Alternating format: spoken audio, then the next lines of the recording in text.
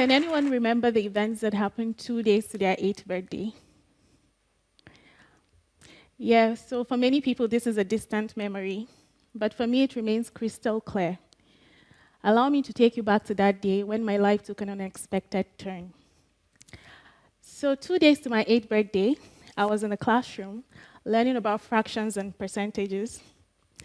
A bit bored and looking forward to break time so I could have some of the spaghetti my mother had prepared for me that morning in my favorite red lunchbox. It was like any other day, until suddenly there were loud screams in the school grounds that prompted my teacher to leave the classroom to investigate what was going on. The screams grew louder, and parents started trooping into the classroom, grabbing their children and running away. Our teacher didn't return, and I remained seated, confused out of my mind over what was going on. Just then, my best friend's brother walked into the classroom. He grabbed my best friend and I, and ordered us both to run along with him. He didn't even give me time to grab the lunchbox. And when we both asked him why we were running, he curtly responded, "Christians and Muslims are attacking each other." Now, I'm Christian, while my best friend and her brother were Muslims, so this explanation didn't make any sense to me at all. All the while we were running, my only real worry was the lunchbox that I left behind. Little did I know that that would become the least of my concerns. On the way home, there was a lot of pandemonium on the streets, lots of people running helter-skelter. But then I got to my house, and there was no one at home. My neighbors who saw me when I arrived told me the same thing that my best friend's brother had told me, and explained that it would take a while for my mother and my siblings who were on the other side of the city to get home, but that it was very important to get me and all the children to safety. I trusted them, so I went along with them, and we were taken to this house at the outskirts of town and told to wait there while they went back into the city.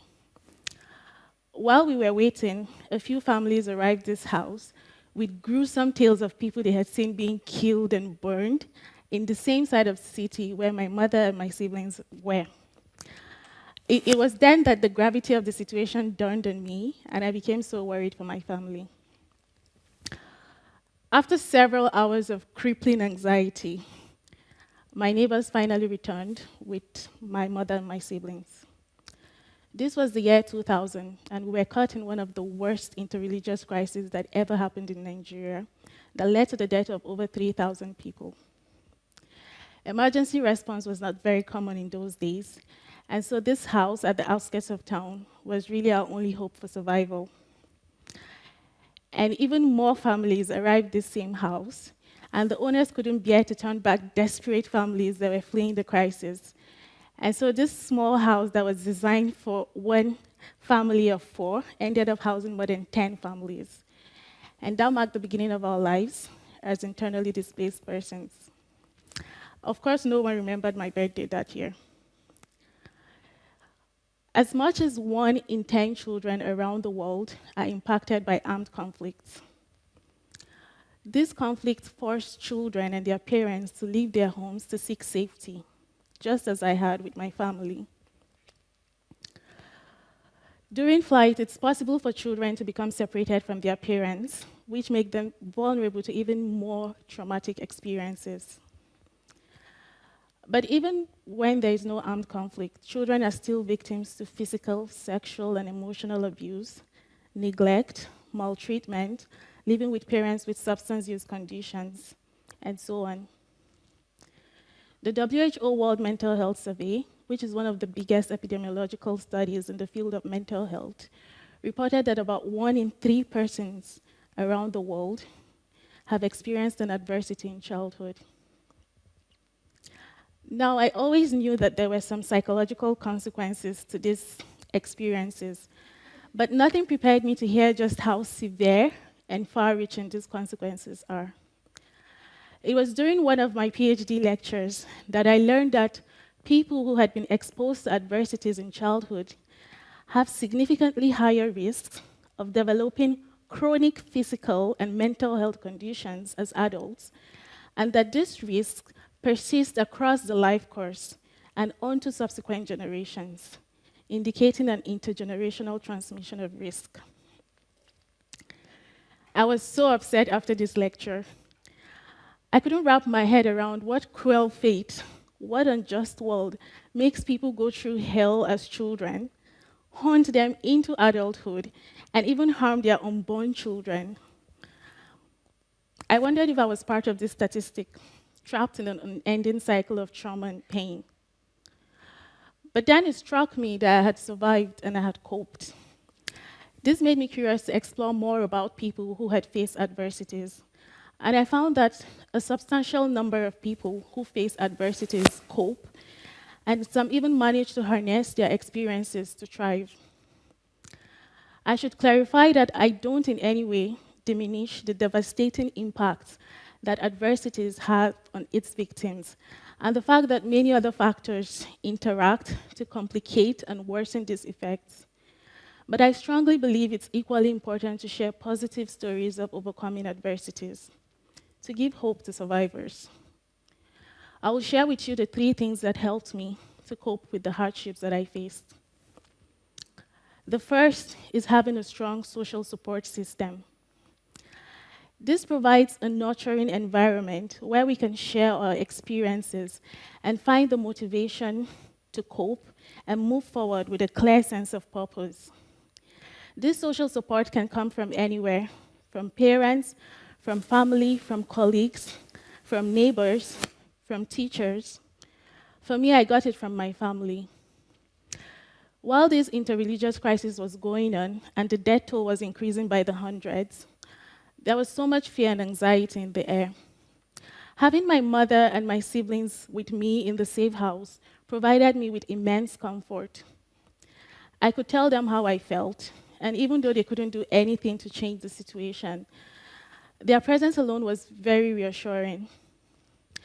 Also, in this safe house, an informal support system was formed. We were all families from very different backgrounds, bound by the same terrible situation. The shared understanding that we were going through the same fears and facing the same hardships increased our optimism that we would survive. The second thing that helped me is gratitude. It's very difficult to find reasons to be thankful when we are facing challenging situations, but it depends on what we choose to focus on. Despite the horrors of the ongoing conflict, there was kindness all around me. My best friend's brother, who happened to be on the opposing faction of the conflict, had taken me home from school, despite the risks that were associated with doing that. My neighbors who saw that I was alone at home had transported me to safety. I saw how the hosts of this safe house graciously opened their doors to so many families. And as the crisis lingered, we ran out of food supplies, and all the local markets were closed. So a decision was made to prioritize the remaining food for children. Now, these food portions were so small and meager, and I was often very hungry after eating them. But how could I not be thankful when I saw that my mother and the other adults literally starved so that me and the other children could have something to eat? I also knew how worse things could have been. The Portuguese say podia ser pior, which literally means it could be worse. I totally agree with this sentiment. There were stories of safe houses like ours that had been raided and burned down with their inhabitants. So I exactly knew how worse things could have been. The kindness that I experienced helped me to see that good and evil often lie side by side. And during challenging times, it's very easy to get consumed by negativity and despair. But we can consciously choose to shift our focus to the goodness that exists. My faith also helped me to understand that what was going on was temporary. Understanding the transient nature of adversity is very important for coping with them. Now, as time went on, even the food that was reserved for children eventually ran out. And so when my mother could no longer bear to see my siblings and I starve, she made the brave decision for us to go back home, where there was hope of finding food. And so under the cover of darkness, we crept back into the city and went back home and managed to remain hidden until this crisis subsided.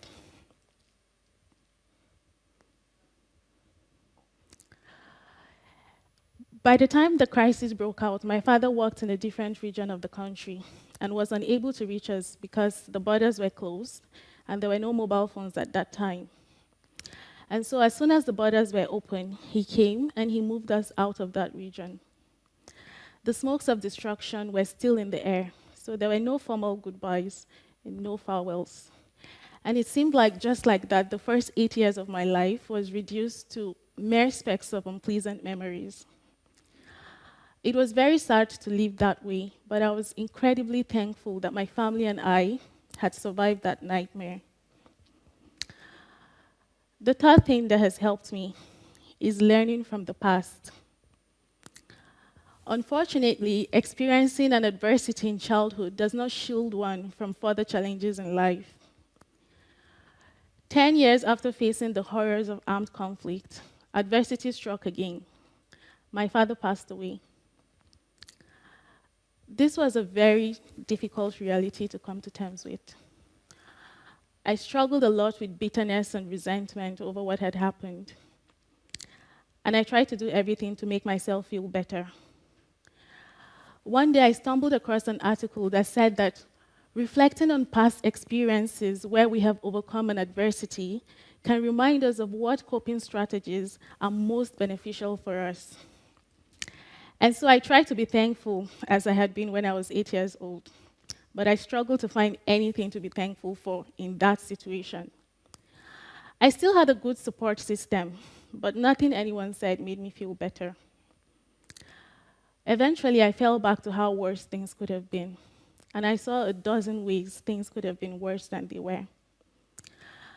It was then that I became thankful that I got to spend 18 years of my life with him, which is a lot more than many people get to spend with their loved ones.